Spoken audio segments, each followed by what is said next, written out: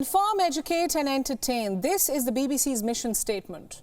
The broadcaster proudly says that it delivers unbiased and impartial news. It has flaunted its values and principles and, of course, a holier-than-thou attitude. But now the company finds itself in murky waters. BBC chairman Richard Sharp is under scrutiny. A critical parliamentary report has raised some serious questions. It has accused Sharp of hiding information. It says the BBC chair facilitated a loan for Boris Johnson without publicly divulging his role in this deal. The affair has caused serious anger within the BBC. Senior figures have grown sceptical of Sharp. They are saying that the chairman has seriously undermined the corporation's impartiality. And why not? Sharp's secret involvement with the Conservatives skews things.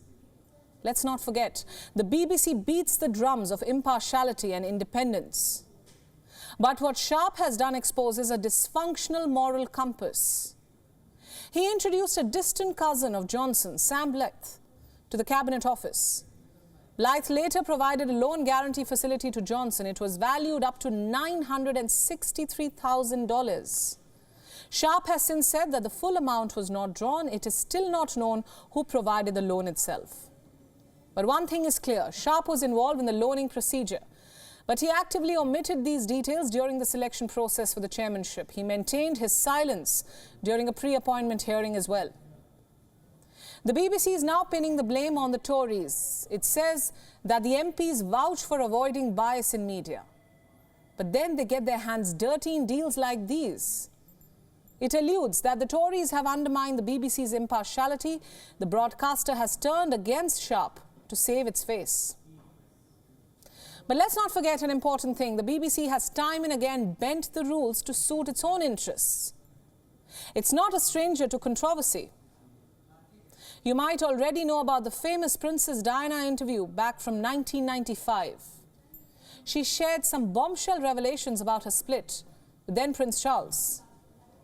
Reports found that the BBC used deceitful measures to secure that interview. Journalist Martin Bashir showed fake bank statements to Diana's brother. The documents implied that Diana's own staff was leaking information to the royal family.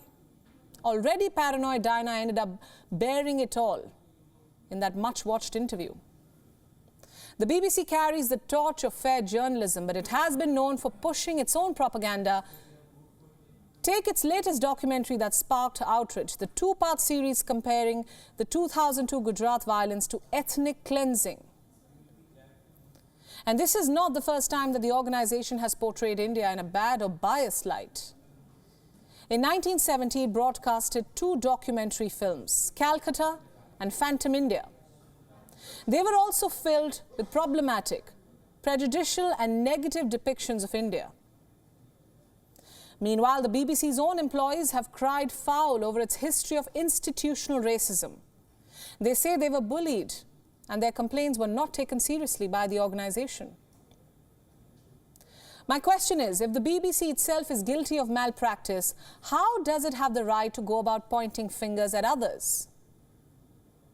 And as the broadcaster continues to find fault in other institutions, now it has its own mess to deal with. The chairman is under scrutiny for hushing up a big deal, a questionable deal. This has raised questions of ethics, transparency and credibility. It's high time the BBC cleans its own house before pointing fingers at the rest of the world. WION World is now available in your country. Download the app now and get all the news updates on the move.